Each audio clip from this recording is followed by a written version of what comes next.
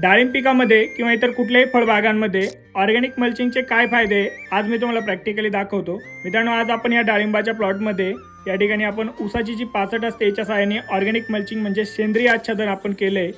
Result तुमच्या समोर आहे। आपण बुडापाशी थोडं वरच्या वर आपण या ठिकाणी उकरले तरी देखील वरच्या थरामध्ये एवढी जबरदस्त व्हाईट रूट डेव्हलप झालेली आपल्याला बघायला मिळते।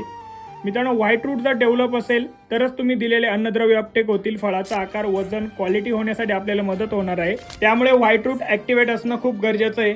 या प्लॉटमध्ये आपण ऑर्गॅनिक मल्चिंग सोबत काही ड्रीप ॲप्लिकेशन पण दिले, त्यामुळेच एकंदरीत आपल्याला अशा पद्धतीची व्हाईट रूट डेव्हलप झालेली बघायला मिळते।